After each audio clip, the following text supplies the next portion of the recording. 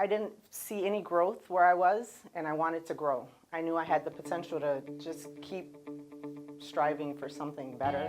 My kids needed more, and I wanted to do what's best for them. So I took my brother's advice and filled out an application and waited. You know, it was a long process, and I became the secretary here at, mechanical department. And what I was doing wasn't good enough for me. So I was riding the train every single day. I started becoming friends with some of the conductors and asked questions and applied and got to actually get my foot in the door.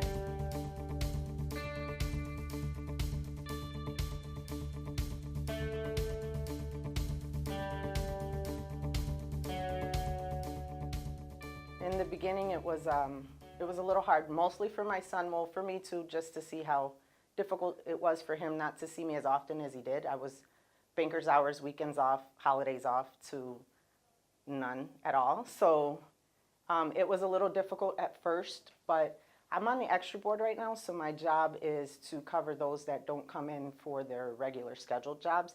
So I get some time off, and it works out. We've balanced, we've made it work, or I'll spend extra time when I get that time off. I take that time to put in to my family, so it works. When I started as a conductor, I worked in the yard. I was a switchman and worked in all the elements, and I did that for that reason for my children, because, as a switchman, you work Monday through Friday. And so I got to be with them and spend time with them.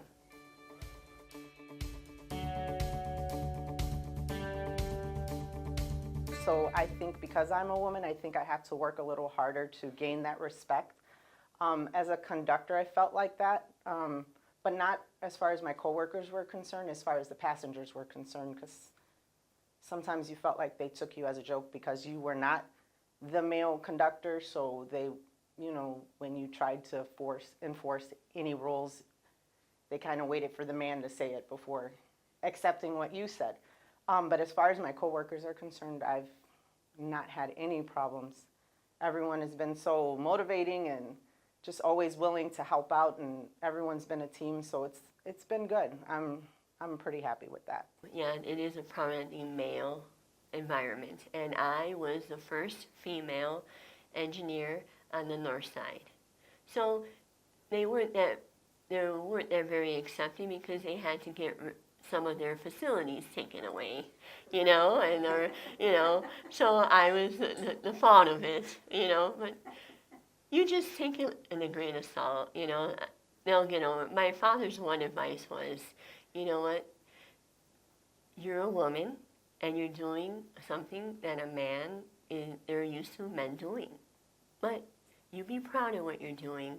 And maybe they're just a little, that a woman's doing what a man can do now. And, he would tell me that every day because, I'd come home a little frustrated, a little, like trying to give up, And my father would say, no, you can do this. You got it.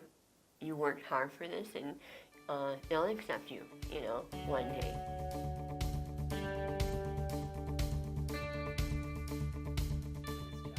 For myself, I'd say just being a hard worker. Being on time, always being reliable, knowing that my team members can look to me and know that they can rely on me to do my job, be to work on time, and not complain about it. Just, I know my responsibilities. I know what I came here for. I know what I'm supposed to do.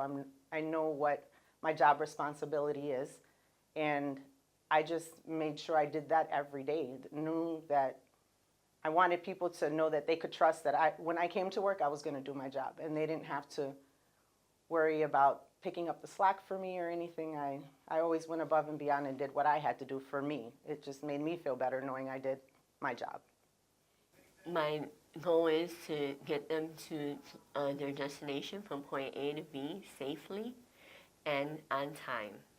I am kind of like, a stickler. I like to be on time. I want them, they want their service. They want to be wherever they need to be. And I'm that person that, I want them to be at their destination on time the way it's supposed to be.